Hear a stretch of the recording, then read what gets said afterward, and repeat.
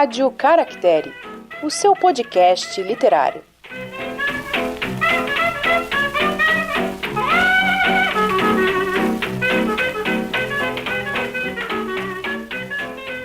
Olá, livrólicos de plantão! Sejam muito bem-vindos a mais um episódio da Rádio Caractere. Eu sou Suzane Madruga. E eu sou Glênio Madruga e hoje eu tô musical nesse início de 2020. Que tal, hein? Clássico ou não? Sempre. Episódio de hoje: Beethoven, as muitas faces de um gênio.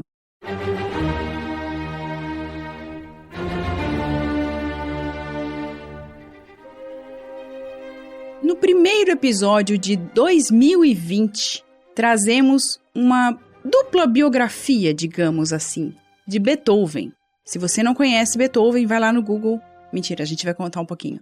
E a gente vai trazer essa dupla biografia do livro que recebemos em parceria com a editora Contexto, que é Beethoven, as muitas faces de um gênio, de João Maurício Galindo e Romain Rolland, ou seja, um professor brasileiro de música e um autor de finais do século XIX que trata da história. Ele gostava muito de música e traz essa história de Beethoven pra gente. Então, é um livro extremamente interessante, com duas perspectivas de um mesmo personagem. Para quem tem mais interesse pontual em cada um deles, o Galindo é maestro e bacharel em música e apresentador de 2 programas sobre música na Rádio Cultura FM.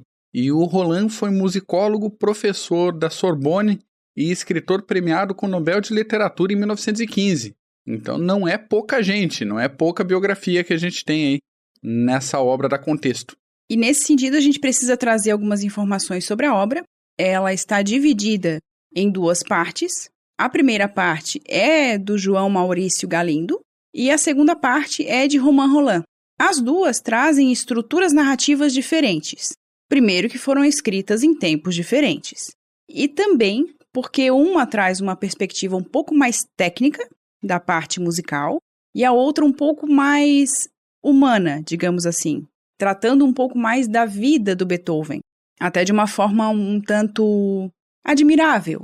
O Romain Rolland, ele demonstra a sua admiração por Beethoven. Indo para a estrutura do livro, a introdução é feita pelo diretor editorial da Contexto, Jaime Pinsky, e dá uma amostra dessa importância do Beethoven para a música mundial, lembrando que em 2020, agora final de 2020, se comemora os 250 anos do nascimento de Ludwig van Beethoven. Exatamente. E com essa introdução, uma introdução rápida do Pinsky, ele já cria uma série de expectativas do que a gente vai achar durante a obra.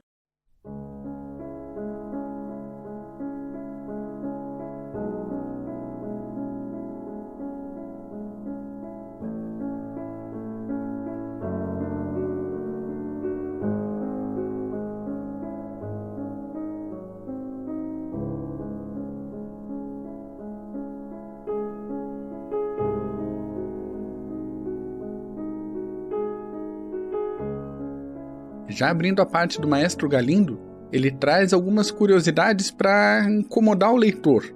Uma delas que eu achei bem interessante é de que a música, não a música popular, a música de rua, mas a música enquanto arte era vista como uma arte de segunda ou até de terceira categoria. Ele traz uma problemática, né? Para poder dizer assim, olha, a música nem sempre foi vista dessa maneira e esse estilo de música também não.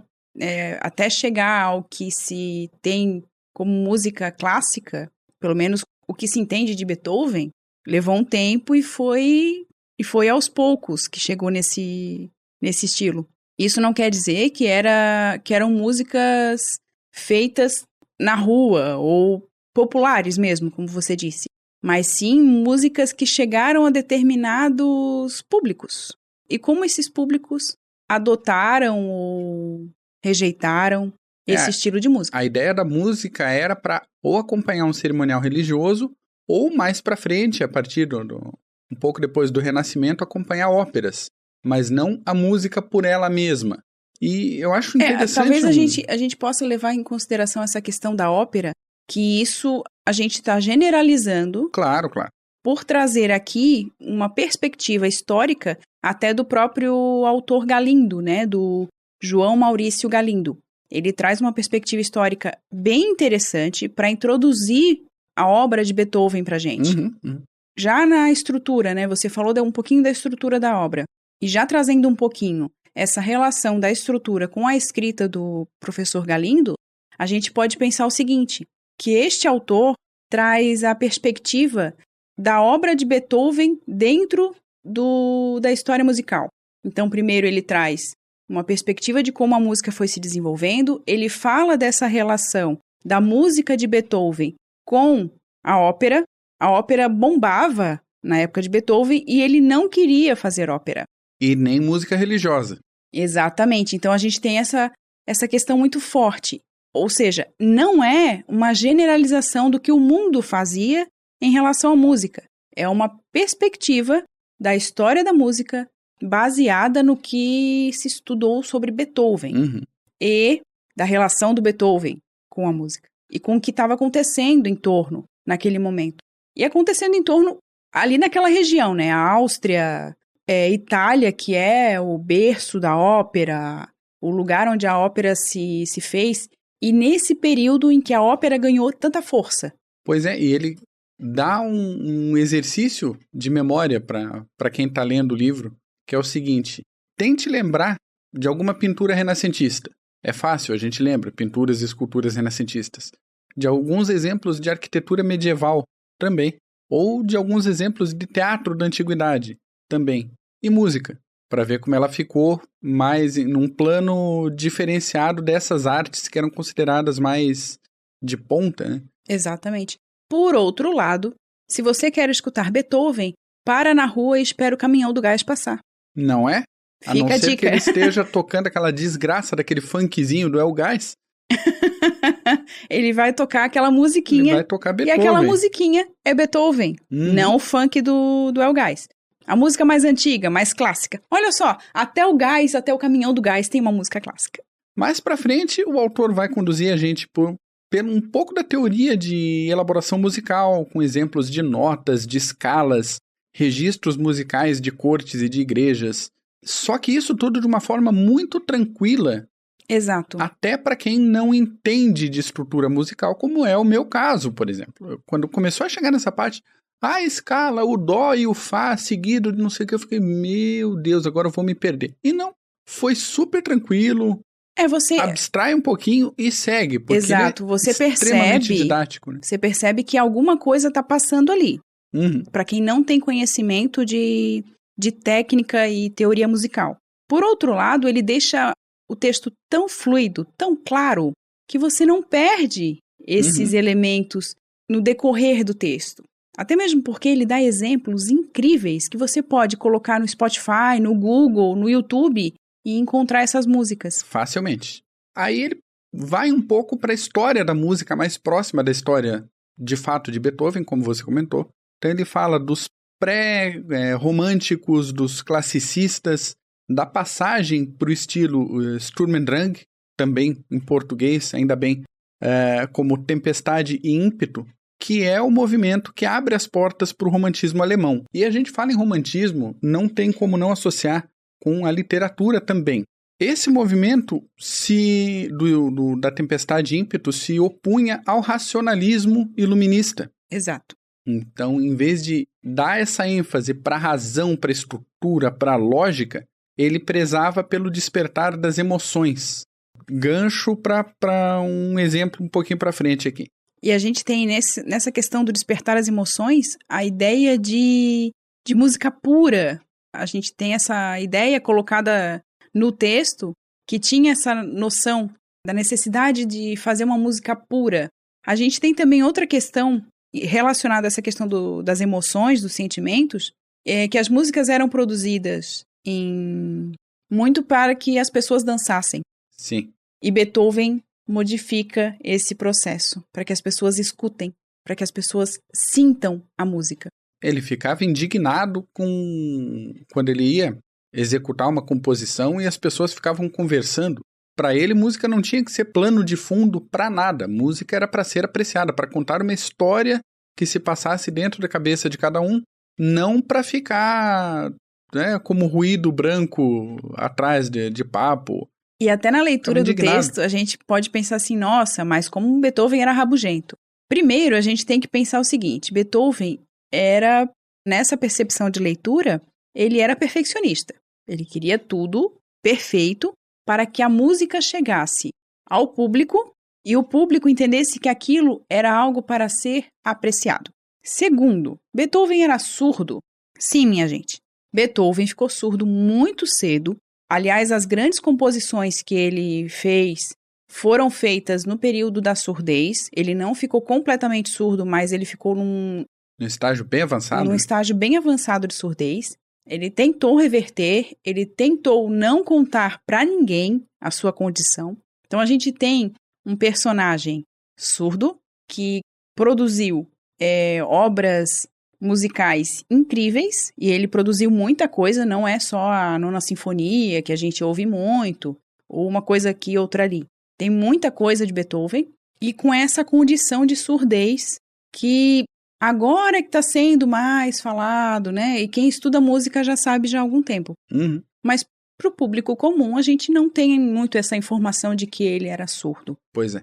E isso também, provavelmente, provocava uma complicação nos relacionamentos que ele tinha com as pessoas. Ele era visto como turrão, ele era visto como chato. E a gente precisa levar em consideração essa condição dele e a sua necessidade de produção de música para ser sentida, a ideia do puro, a ideia do sentimento, para que a gente tenha um pouquinho mais de clareza de quem que a gente está falando e de quem que de quem esses autores também trazem como referência nesses 250 anos de aniversário de Beethoven. Vou dar um ponto agora para amarrar a coisa anterior com a coisa próxima. Justamente nessa questão do despertar de emoções e das emoções bem afloradas. Um exemplo literário do Tempestade e Ímpeto é o Goethe. E quem não leu, por favor, leia Os Sofrimentos do Jovem Werther. É isso o livro, o tempo todo. É ele angustiado, é ele apaixonado, é ele indignado, é ele tomando decisões absurdas, mas levadas só pela impetuosidade da cabeça dele, porque pelas sensações, né? Pelas coisas que ele acha que as outras pessoas estão pensando, estão sentindo, e acaba em desgraça, como todo bom livro dessa época acaba em desgraça. E um exemplo musical é o Joseph Haydn, que foi um dos mestres do próprio Beethoven. E aí a gente amarra com o fato da surdez dele, que a primeira fase, que é uma fase de aprendizado e de frustração, a primeira fase da produção do Beethoven vai de 1792 a 1802. Em 1802 ele escreve aquela carta para os irmãos, profundamente deprimido, e dá até uma pistazinha de que ele estava querendo se matar. Isso, e no livro tem a carta atrás. Tem uma transcrição. Uma transcrição da carta para que o leitor possa ter acesso e fazer até uma reflexão a respeito do que ele escreve para os irmãos. Pois é, em 1802 ele está indignado justamente com isso. Estou ficando surdo e a minha situação é irreversível. E eu quero fazer alguma coisa diferente da vida. E aí entra a segunda fase, que é conhecida como período heróico, que ele vai ficando cada vez mais surdo, só que já em 1803 ele compõe a Terceira Sinfonia, que é um espetáculo. E a gente pensa, como que um sujeito que estava ficando surdo compõe um negócio desse? E mais pra frente ele vai compor a Quinta Sinfonia, que é famosa, a Nona Sinfonia, que é também outro espetáculo. Essa fase heróica foi decisiva. Beethoven, né? Essa fase heróica foi decisiva para ele. Foi realmente o marco do que ele estava compondo antes, do que ele vinha fazendo antes, até em relação ao seu mestre naquela época. Então ele teve 3 professores, né? 3, não sei se a gente chama de professores, mas acho que sim, 3 mestres, dando a ele suporte teórico, suporte técnico. E ele empreende essa mudança de tom, essa junção de notas, essa coisa que para quem estuda música deve ser melhor compreendida do que para nós leigos, mas que faz com que a música dele seja algo diferente e realmente perceptível a quem está escutando, que aquilo não é só mais uma balada, não é só mais uma música que vai conduzir a noite de festa. é algo para ser apreciado, para ser observado, para ser sentido. Pois é, a impressão que dá é que até 1802 ele aprendeu tudo que já se fazia. E a partir daí ele começou a fazer novo. Ele começou a criar realmente em cima disso. E ver como a situação histórica ajuda bastante também para o desenvolvimento desse tipo de iniciativa, né? Esse período, finalzinho do século XVIII para frente, começaram a surgir aqueles concertos para público pagante e não só concertos fechados para a aristocracia. Então, deixou de ser, a música erudita deixou de ser alguma coisa voltada para os nobres e começou a ser também uma música burguesa, que tinha esse público com dinheiro das cidades que queria ter acesso a esse tipo de coisa também. E a composição do Beethoven também acompanhou isso, as mudanças também acompanharam para atender essa demanda de gosto. Então, sinfonias que tinham movimentos específicos de tranquilidade e de ritmo mais forte, começaram a ganhar também mais movimentos e ritmos um pouco mais populares, mais dançantes, para que o público pagante tivesse essa conexão também com a música do Beethoven. E é toda uma composição que o Galindo faz na segunda parte do Galindo, do livro, que pega a biografia do Beethoven, desde o pequeno Ludwig aprendendo lá, tendo os incentivos musicais, até o desenvolvimento das sinfonias, das danças de salão, das músicas populares e, como você comentou antes, de algumas obras de qualidade discutível, como a musiquinha do Caminhão de Gás.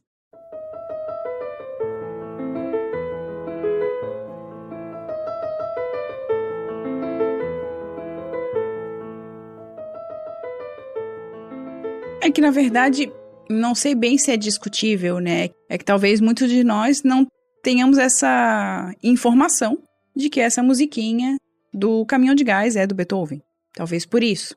Mas também ele produziu muita coisa que não era muito bem vista. Ele produziu, apesar de ter esse desejo, principalmente depois dessa fase heróica, de produzir algo que ele realmente queria, que ele queria fazer o que ele queria, né? Ele não queria fazer com que o que os outros queriam. Mas ele também até patrocínio uma época lá, 3 camaradas que se juntaram e falaram, vamos pagar, aí você compõe o que você quiser, na hora que você quiser, do jeito que você quiser, e a gente financia. Mas ele produzia também coisas para essa população, para essa burguesia que vinha ascendendo socialmente e que estava começando a ter acesso a essas músicas clássicas, a esses ambientes que antes era mais da nobreza. Então tem toda essa mudança social também, né? E a gente vê essas questões do Beethoven de forma muito interessante, porque o Galindo também traz os aspectos da vida pessoal do Beethoven.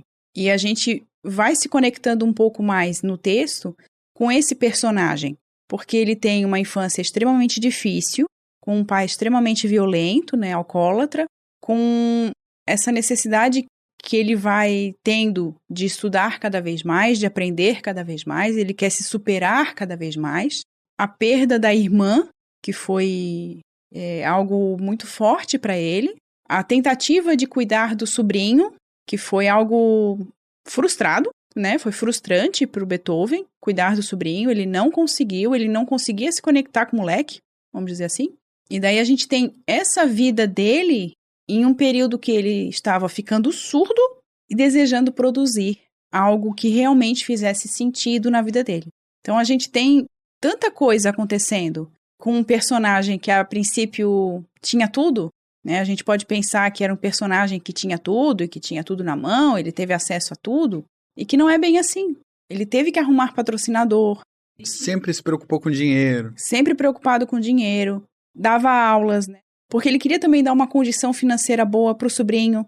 O sobrinho não ajudava muito, né? Vamos dizer assim. Então a gente tem toda uma relação familiar complicada, uma relação política complicada, porque a gente também vai ter um Beethoven republicano, um Beethoven bonapartista em determinado momento, frustrado com Bonaparte, tem até uma partitura. A Heroica era originalmente dedicada ao Bonaparte e quando o Bonaparte se autodeclarou imperador, o Beethoven ficou como assim? Que bagunça é essa? E ele apagou com tamanha violência que rasgou a parte da frente da partitura. Exato. Ele arrancou o nome do Bonaparte. e deixou uma dedicatória mais genérica para um homem heróico, alguma Até coisa do gênero. esse documento ele pode ser encontrado facilmente na internet. Sim.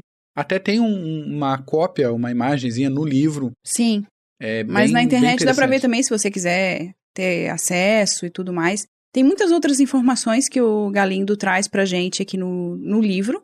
E para fechar, aqui vou fazer duas citações do livro.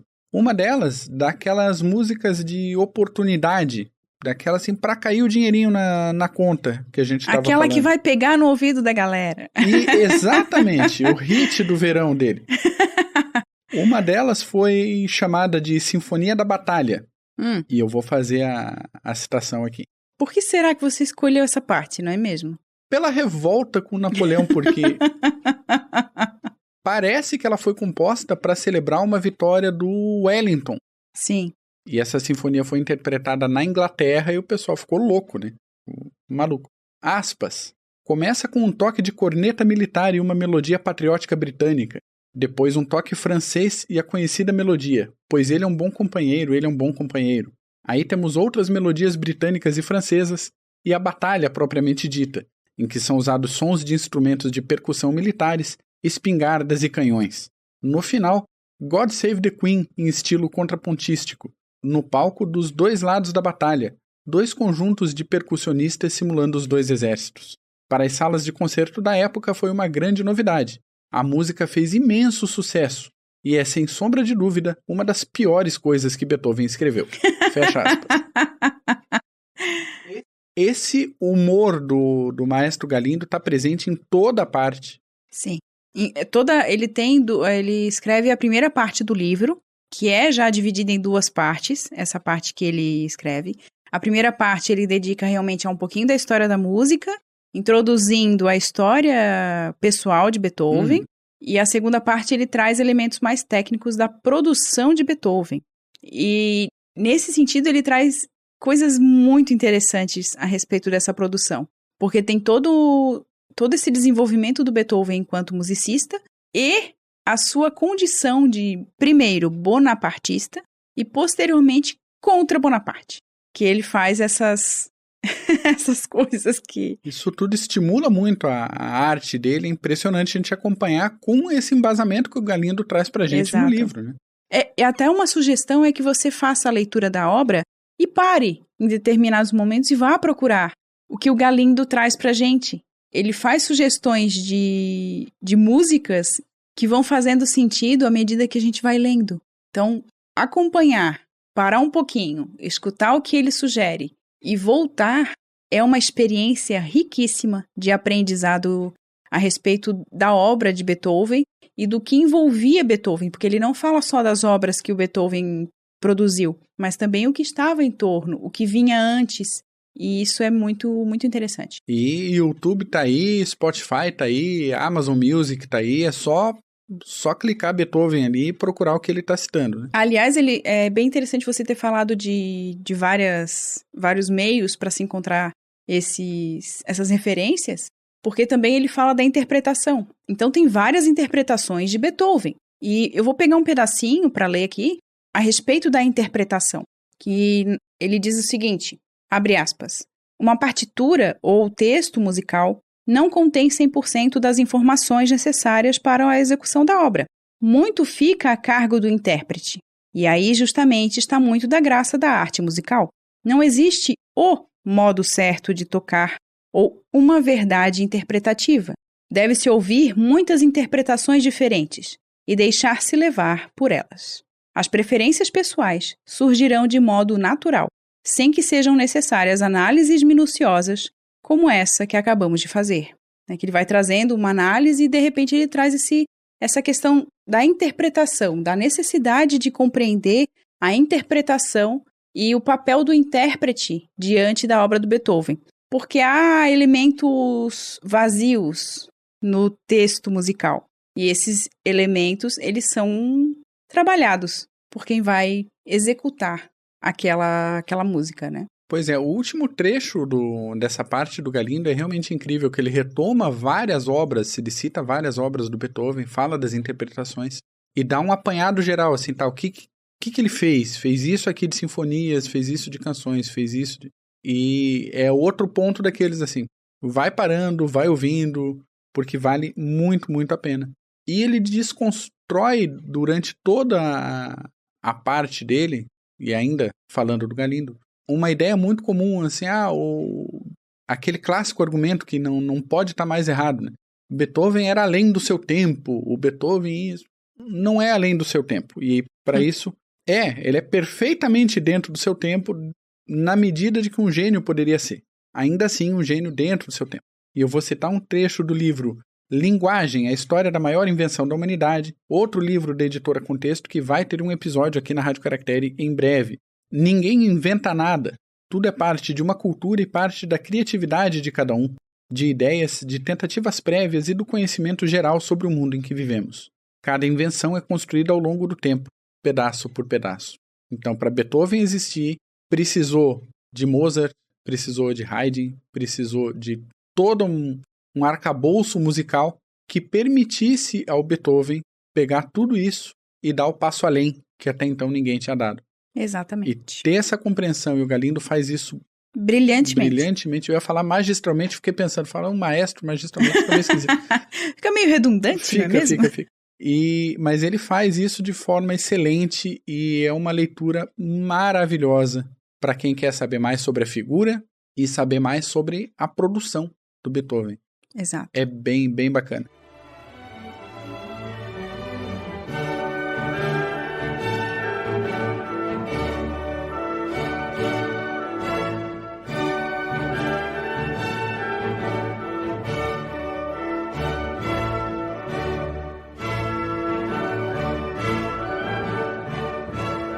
E daí a gente tem a segunda parte. Exato, que é a escrita. Na verdade, é uma tradução do Romain Rolland. Essa tradução, nós não temos aqui o nome do tradutor. Talvez uma das falhas da obra seja essa, que diz que é uma nova tradução, mas não diz quem foi que fez a tradução. E essa parte do livro, ela traz o escrito de Romain Rolland, que é A Vida de Beethoven. E daí a gente tem um fã falando de seu ídolo. O Romain Rolland, ele apresenta um Beethoven como aquela figura admirada, que fez muita coisa, que teve uma vida extremamente agitada. Para alguém dessa área musical, que a gente não tem muita informação a respeito da vida dos músicos, né? E ele traz questões bem interessantes sobre a vida do Beethoven e o comportamento dele. Então, ele tem esses momentos até de graça. Tudo que o João Maurício Galindo traz de parte mais técnica, de parte mais histórica, o Romain Rolland, ele traz de uma forma um pouco mais... como é que eu posso dizer? Mais sentimental, acho. Mais sentimental, tem esse toque de sentimento, de admiração, e a gente não tem aquele papel da historiografia que o Galindo traz também. Então tem um texto, digamos, menor, é um texto mais curtinho, né, sobre a vida de Beethoven, um texto, não diria mais leve, mas com informações um pouco mais da vida mesmo, o que dá aquela rapidez de leitura. Questões técnicas ele praticamente não traz, ele traz da obra, da construção, do que aquilo provocou. Repercussões. Exato. E da vida do Beethoven, né? Até da morte dele. Aliás, sobre a morte, o Galindo também traz. Da quantidade de pessoas que foram ao velório, né? Ao enterro do Beethoven, que provocou essa comoção e essa admiração a respeito de uma figura da música. E o que realmente chama atenção nessa parte do Rolland é esse sentimentalismo todo, né? Ele volta lá na infância do Beethoven e é sempre sofrido, e daí tem a parte da surdez que é sofrida, e daí tem a parte das paixões do Beethoven que não eram correspondidas, ele dedica uma música para fulaninha lá de não sei onde, e não é correspondida, ele sofre de novo. Depois tem o culto à personalidade de um músico herói, que era algo inédito até então. E algumas situações que ele meio que esnoba alguns nobres. Tem um pedacinho que ele fala até assim, Beethoven, enfim, apreendeu o objetivo de toda a sua vida. Alguém consegue fazer isso? Enfim. E depois ele coloca, ele conquistou a alegria. Então a gente tem esse tom de força no texto de alguém que realmente admirava Beethoven. Sim, sim. E é muito legal, é informativo ao mesmo tempo que é divertido. Sim. Comparar a narrativa de um maestro do século XXI com um musicólogo nascido em 1866. É incrível, é uma experiência muito legal que a editora Contexto colocou nesse livro e trouxe pra gente. Então é isso, gente. Fica aí mais uma dica da Rádio Caractere para uma leitura extremamente interessante, de uma figura impressionante para a história da música e para a história mesmo, nessa construção histórica do que a gente tem de música hoje, do que é trazido. Serão celebrados os 250 anos do nascimento de Beethoven, e esse livro é uma belíssima homenagem para essa figura da música, para essa figura da história que a gente tem e que a gente conhece tão pouco. Eu, particularmente, eu não sabia que ele era surdo. Já veio aquele olhar do Glenn assim, como assim você não sabia? Mas enfim, eu não sabia. Mas é para isso também que a gente trouxe esse livro para a Rádio Caractere. Exato. Para mais gente ter acesso, para mais gente conhecer, para mais gente escutar as músicas e apesar de saber tudo, da importância. Sim, e apesar de tudo que a gente tagarelou aqui, que a gente falou horrores do livro, vale a pena a experiência de leitura. Nada do que a gente falou aqui é spoiler, porque gente, 250 anos, ok? Ok. Outra coisa, o livro... Não é spoiler, é história, gente. É história. Uma frase interessante pra gente colocar, hein? Não é spoiler, é história. O livro traz informações que você tem como buscar outros elementos. E esses outros elementos compõem a narrativa, principalmente do autor João Maurício Galindo, a respeito de Beethoven. Então, se você for ler, faça aquilo que a gente sugeriu antes. Coloque a música para tocar também. Vá Nada atrás. como ir ao original. É. Ele tá falando da terceira sinfonia, vai escutar a Heroica. Para um pouquinho. É menos de uma hora, só acho que 51, 52 minutos.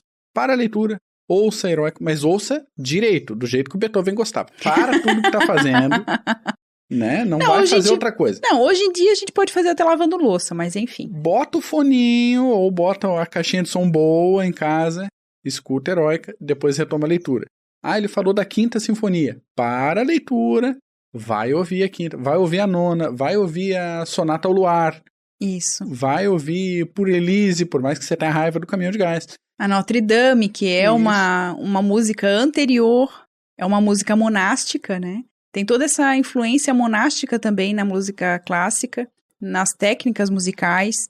É tão incrível a gente perceber essa historicidade, essa construção da história da música, que não tem como a gente não ir atrás dos outros elementos. Então é uma obra que traz pra gente uma introdução a essa história da música, a esse processo musical do clássico. Então não é só não é uma obra que vem sozinha, é uma obra que vem trazendo todo um repertório de conhecimentos, de construções, que não é qualquer obra que traz. Né? A Contexto ela é conhecida pelas obras teóricas, principalmente na área da linguística, na área da história, e a gente tem aqui uma obra que faz o que outros autores trazem também pela Contexto, que é esse processo de ir atrás de outras informações que complementam a obra. Então, a obra traz informações e diz assim, mas existe isso também. Né? A parte do Galindo traz muito isso, de colocar informação e dizer, se você conseguir, vai atrás. Vai por ali. Uhum. Ele até cita um filme que tem no YouTube, se você for ler o livro, é interessante depois assistir ao filme para ter essa noção também de um pouquinho da vida do Beethoven. Que é sempre uma representação, né, gente? Nunca é uma coisa estanque, fechada, foi assim e pronto. E nenhum dos autores traz isso. Mesmo o Roland, ele traz uma perspectiva de alguém que admirava Beethoven e que tinha essa percepção do que foi a vida dele. E com essa pegada literária de quem ganhou o Nobel de Literatura. É lírico, exatamente, é poético. Ele traz uma narrativa poética da vida do Beethoven. Enquanto o Galindo traz uma narrativa técnica dos aspectos da música e da construção musical, vindo da história e a sua constituição a partir de Beethoven. A importância do Beethoven para essa construção musical, da história musical. Então a gente tem uma obra muito interessante, para quem tem interesse vale muito a pena, e vale a pena inclusive para você conhecer músicas que a gente, assim, não tem acesso e não sabia que existia. Assim, são informações riquíssimas. Fica aí a dica. Então, se você tiver interesse em ler esse livro, em adquirir esse livro, o nosso link de associado da Amazon, e eu estava com saudade de fazer isso já. Nosso link da Amazon está na descrição do episódio. São 208 páginas, acho, de viagem pela história e pela música, e é uma maravilha esse negócio. Com notas de fim de livro incríveis. Fundamentais. E se você gostou desse episódio e acha que alguém pode gostar também, manda o link do episódio para alguém, baixa no WhatsApp, manda no grupo da família, no grupo do trabalho. Seja criativo, se vire e até semana que vem. É isso, pessoal. Muito obrigada pela audiência. Um feliz 2020 para todo mundo. Pega um livro, relaxa o corpinho e até a próxima.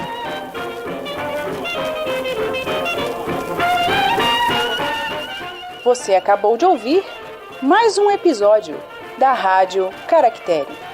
Entre em contato conosco. Links na descrição do episódio.